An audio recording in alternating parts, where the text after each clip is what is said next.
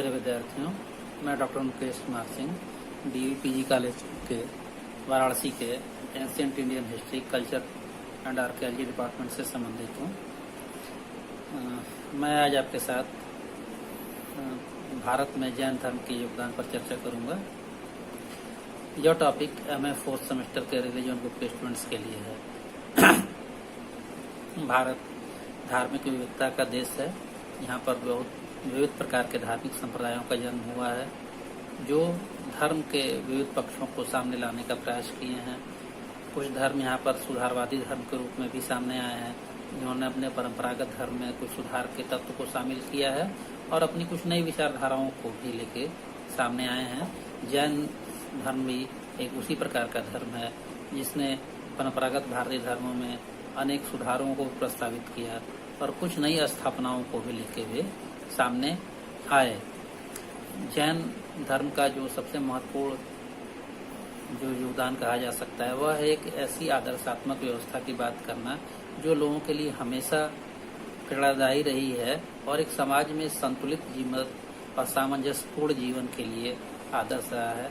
और उसके लिए लोग जब से इस धार्मिक समुदाय का जन्म हुआ तब से लेकर वर्तमान समय तक लोग इसके लिए प्रयासरत रहे हैं। विभिन्न देशों में ये उनकी मूल भावना रही है और जैन जो आचार और विचार के तत्व हैं, वे निश्चित रूप से इसमें दिशा देने में शामिल रहे हैं और वो लोग इसका अनुकरण भी करते हैं।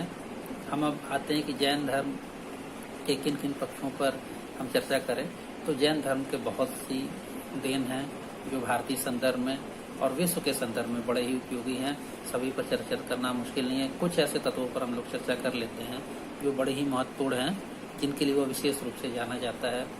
पहला, हम उनके ज्ञान सिद्धांत के संदर्भ में चर्चा करते हैं। उनके दर्शन के अनेक तत्व हैं। दर्शन के क्षेत्र में उनके जो अनेक विचार हैं जो बड़े ही महत्वपूर्ण हैं, जैसे द्रव्य का जो विभाजन का विचार है या जीव और अजीव का विचार है, वह महत्वपूर्ण माना जाता है। लेकिन जिस चीज़ के लिए सबसे ज़्यादा चर्चित है, जो जैन दर्शन जो चर्चित है, वह उनका अनेकांतवाद और स्यादवाद का सिद्धांत है, जो कि वस्तुओं को देखने का एक सापेक्षिक नजरिया प्रस्तुत करता है।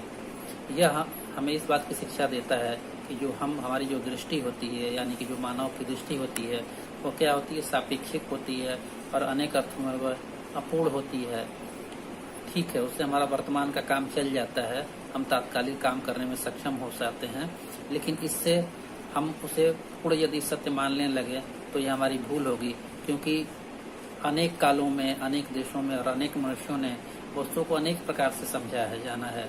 उसमें से कुछ को हम जान सकते हैं, लेकिन कुछ को जानने के बाद जो हम दृष्टि तैयार करते हैं, कोई निश्चित नहीं है कि हमारी जो दृष्टि है वो संपूर्ण दृष्टि हो।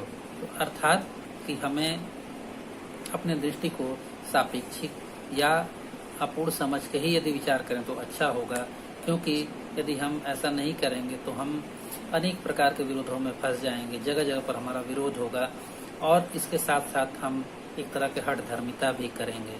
अर्थात कि यदि हमें संसार में एक सही दृष्टि अपनानी है तो हमें भिन्न भिन्न दृष्टिकोणों को समझना होगा, उनके परिप्रेक्ष्य को जानना होगा, तभी जब जाके हम जो संपूर्ण सत्य की तरफ या संपूर्ण वास्तविकता की तरफ अग्रसर हो पाएंगे। जैनियों का ये बड़ा ही महत्वपूर्ण योगदान है। जैनियों का जो दूसरा महत्वपूर्ण योगदान माना जाता है, वो मानव के आचार या नैतिक जो उनका आचरण होता है उसके संदर्भ में होता है। सभी धर्मों में मनुष्य के आचरण को संयमित करना या नियमित करना एक प्रमुख कार्य माना जाता है।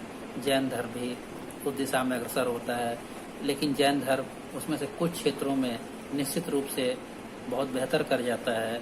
खासकर अहिंसा के लेके, अपरिग्रह को लेके जो उसकी विचारधारा है, वो निश्चित रूप से अन्य धर्मों से उसको एक अलग भूमि प्रदान करती हैं।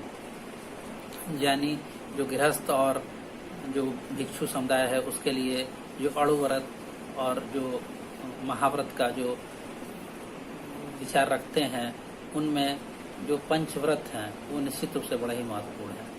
अहिंसा, सत्य, अस्तेय, परिग्रह इनमें आते हैं। इनमें हम अहिंसा पर चर्चा करते हैं, क्योंकि अहिंसा को जैनियों ने बहुत ही सूक्ष्म अर्थ में ग्रहण किया है। यद्यपि भारत के सभी धर्म अहिंसा को लेकर बड़े ही सचेत रहे हैं, लेकिन जैनियों ने इसे मन, वचन और कर्म से अपनाने पर जोर दिया है और इसका बहुत प्रभाव भी पड़ा। प्राचीन भारत में ऐसा माना जाता है कि वैदिक यज्ञों और कर्मकांडों में जो हिंसात्मक तत्वों में कमी आई, उनमें जैनियों की भूमिका भी महत्वपूर्ण थी। जैन धर्म का जो अहिंसा का विचार है वो एक तरीके से समझिए तो उनके तत्व चिंतन का ही परिणाम है।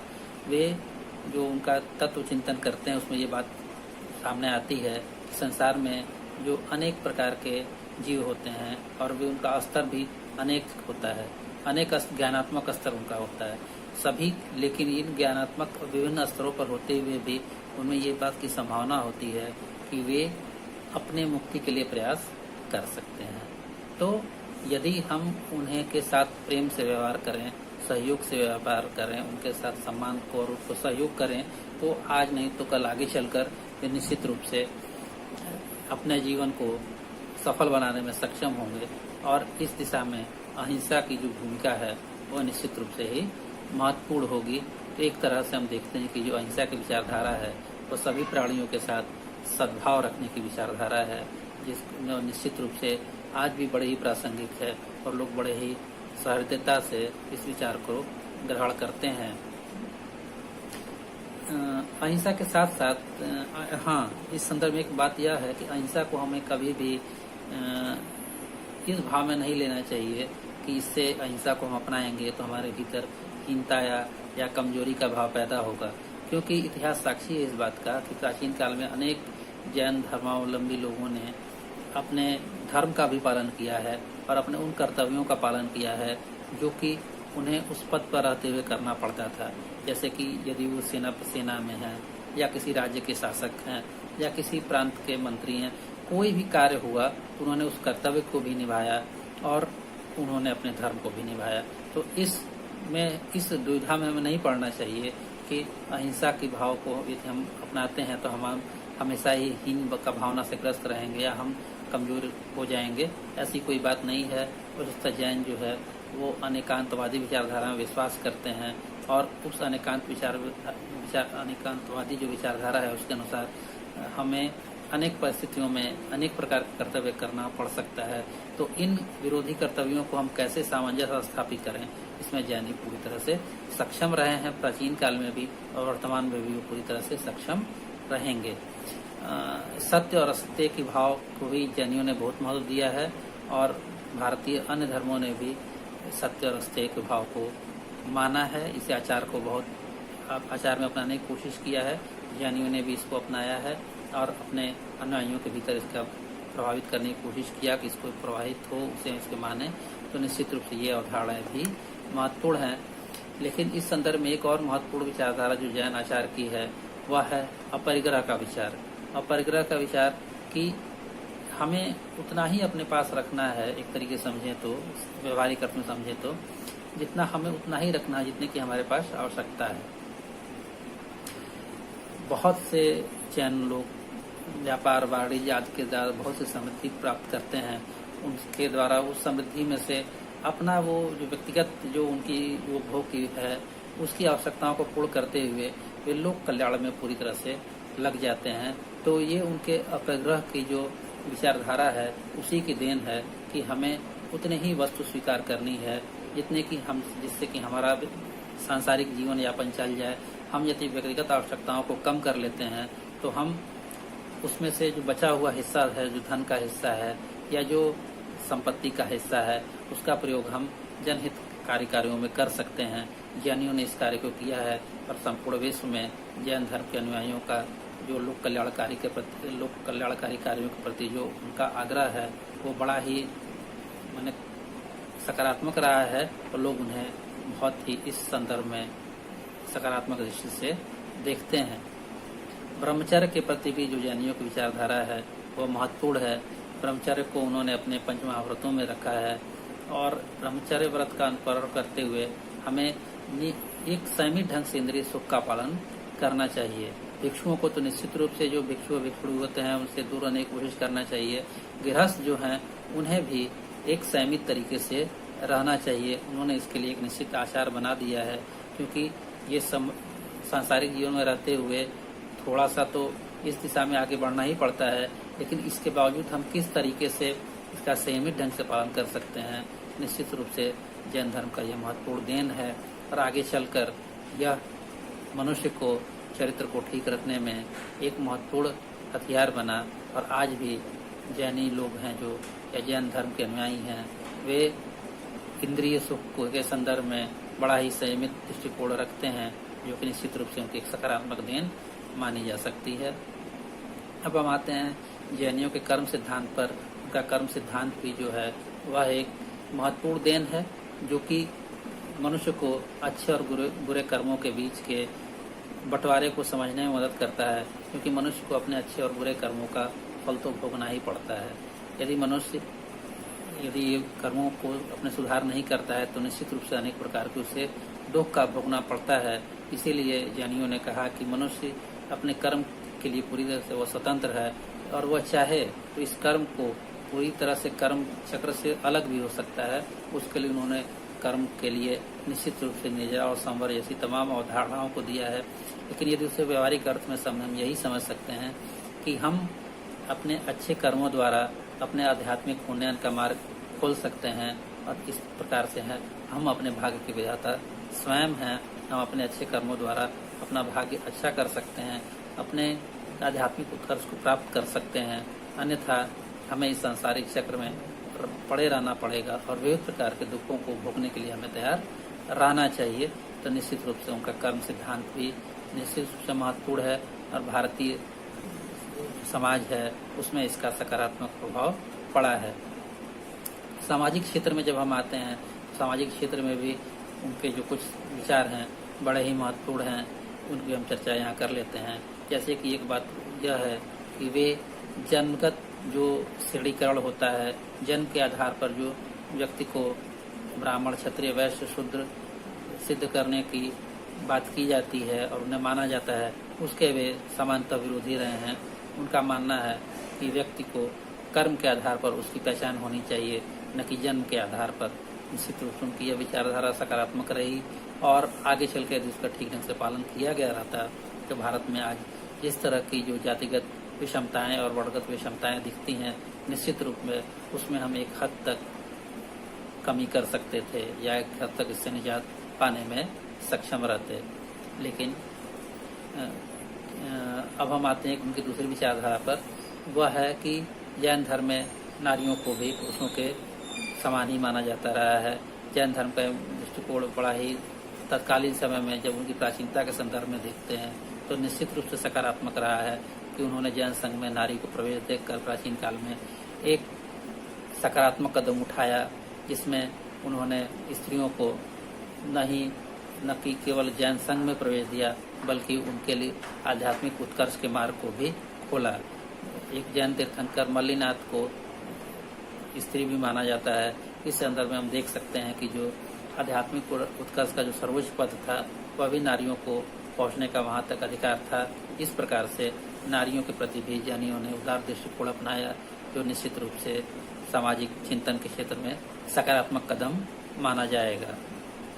अब हम भाषा और साहित्य के क्षेत्र में हम जैनियों के योगदान पर चर्चा करते हैं। तो जैसा कि हम जानते हैं कि प्राचीन काल में संस्कृत जो थी साहित्य की मुख्य भाषा थी, लेकिन लोक में विविध प्रकार की क्षेत्रीय भाषाओं का प्रचलन था। तो महावीर ने जब अपने उपदेशों का उपदेश देना आरंभ किया तो उन्होंने अपना उपदेश जो था उन्होंने अर्धमागधी भाषा में दिया। यह एक क्षेत्रीय भाषा थी और लोगों को समझ में आने वाली भाषा थी। बाद में उनके गणधरों ने भी अर्धमागधी को ही अपने विचारों के प्रवाह का अस्त्र बनाया। इस प्रकार से हम देखते हैं कि जैनियों ने लोक भाषा को अपने विचारों के प्रवाह का माध्यम बनाया, क्योंकि निश्चित रूप से लोक भाषा में अपनी बातों को कहना एक सकारात्मक कदम इस दृष्टि से है, इससे हम ज़्यादा से ज़्यादा लोगों तक अपने विचारों को पहुंचा सकते हैं।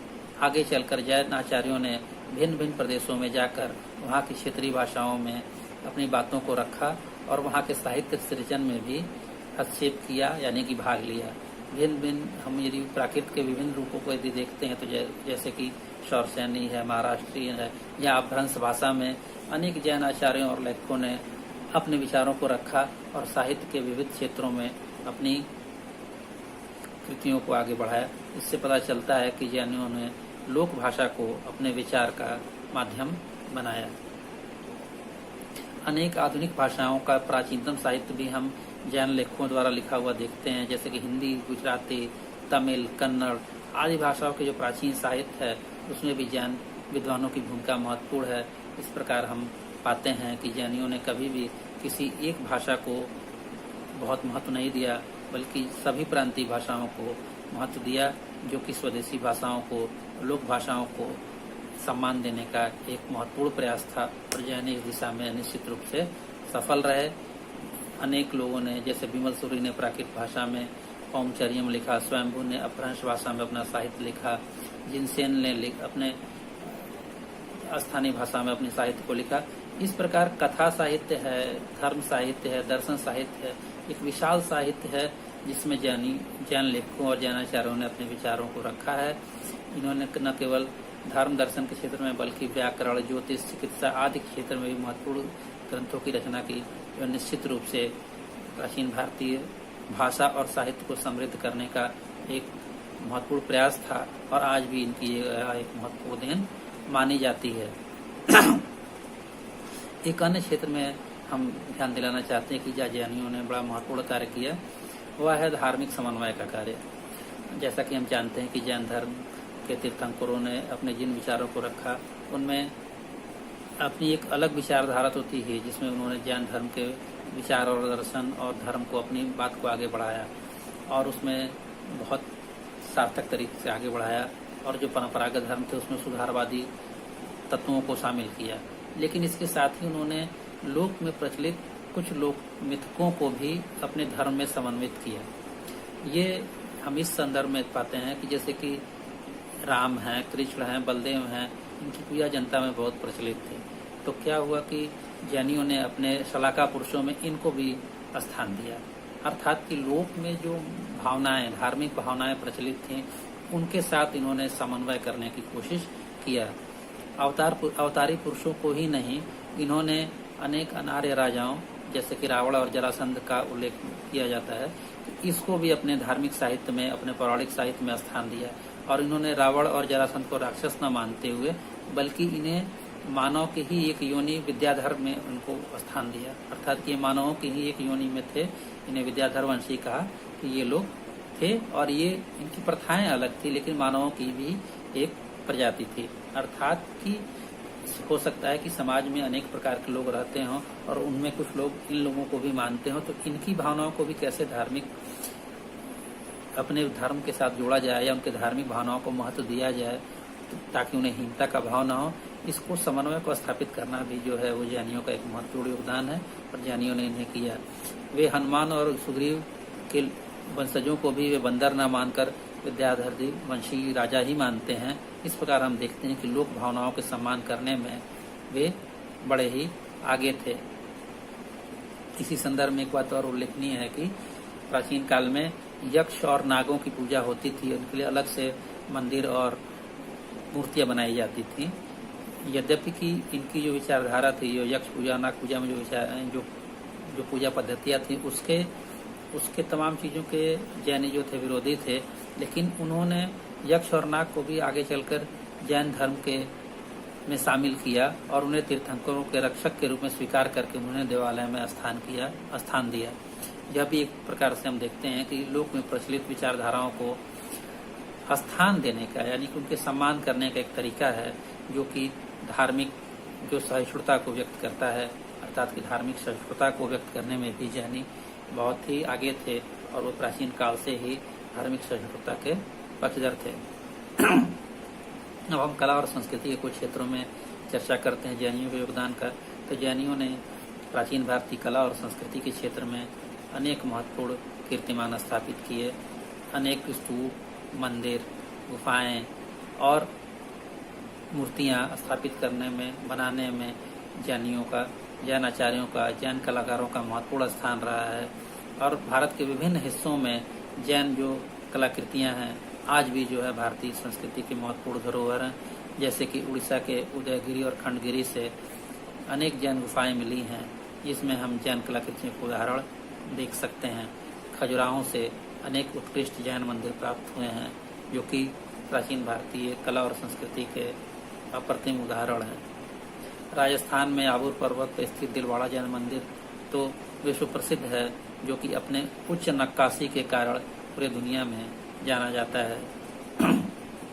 काठियावाड़ का गिरनार और राजस्थान का रणकपुर, मैसूर के श्रावण बेलगोला, इन स्थानों पर स्थित जो जैन मंदिर हैं और श्रावण बेलगोला में जो स्थित बाहुबली गोमतेश्वर का जो प्रतिमा है, वो जैन कला के अप्रतिम उदाहरण हैं और पूरे प्राचीन भारतीय कला के जो उच्च प्रतिमान है उसको प्रदर्शित करते हैं। जैन कलाकारों ने मूर्ति कला और मंदिर कला ही नहीं बल्कि चित्रकला के क्षेत्र में भी महत्वपूर्ण कीर्तिमान स्थापित किए। उन्होंने हजारों की संख्या में चित्रित पोथियों का निर्माण किया, जो कथाओं के साथ चित्रित रहती कथाओं को चित्रों के साथ उन्हें तैयार किया जाता था। इनमें जो तत्कालीन जो मिथक हैं, तत्कालीन जो धार्मिक भावनाएं हैं, उनको इतने आकर्षक रंगों के साथ चित्रित किया गया है कि आज भी बिल्कुल नए की तरह वे दिखाई देते हैं। अब हम आते हैं कि जैनियों की कुछ आलोचनाएं भी होती हैं, उसकी थोड़ी सी चर्चा करके यहाँ पर हम सामान्य रूप से उनको वो करते हैं कि कुछ लोग इस बात की कहते हैं कि जैनियों ने समाज में संन्यास की बात या वैराग्य की बात को ज़्यादा प्रभावित किया और इस कारण समाज में एक निराशा का भाव फैला। लेकिन इस तरह का आरोप लगाना उचित नहीं है। जैनियों ने हमेशा ही मनुष्य को अपने कर्म पथ पर सचेत करने की कोशिश किया है। उन्होंने हमेशा मनुष्य को सचेत किया कि मनुष्य को मात्र सुख में या आसक्ति में रहने की आवश्यकता नहीं है, बल्कि हम अपने सांसारिक कर्तव्यों को निभाते हुए, संयमित ढंग से निभाते हुए और साथ में हम अपने आध्यात्मिक उन्नयन की तरफ भी बढ़ते रहें। तो केवल यहाँ वैराग्य की बात नहीं है, एक संतुलित जीवन की बात है और हमें उसी संदर्भ में इस बात को लेना चाहिए। इस प्रकार हम देखते हैं कि जैनियों ने भारत में जो सहिष्णुता का भाव है, सहिष्णुता की संस्कृति है, उसको विकसित करने में बहुत महत्वपूर्ण भूमिका निभाई। उन्होंने किस प्रकार सन्यासी का धर्म अलग होता है, गृहस्थ का धर्म अलग होता है, इसके लिए एक अलग व्यवस्था दी, क्योंकि सन्यासी को अलग रहना है, उसने अलग लक्ष्य ले लिया है, तो वो अलग तरीके से अपना जीवन, एक कठोर जीवन बिता सकता है। लेकिन एक गृहस्थ व्यक्ति जो होता है उसे अनेक सामाजिक वर्जनाओं में जीवन बिताना पड़ता है, उसके अनेक सामाजिक कर्तव्य होते हैं। तो किस प्रकार से अपने वो सामाजिक कर्तव्यों को भी निभाए और किस प्रकार से वे धर्म की तरफ भी प्रवृत्त रहे, इसका जो समन्वय दिखाता है जो जैन धर्म, वो निश्चित रूप से एक अप्रतिम उदाहरण प्रस्तुत करता है संयमित जीवन का। और इसके लिए वह निश्चित रूप से अनुकरणीय है कि उसने प्रवृत्त और निवृत्त दोनों मार्गों में संतुलन स्थापित किया।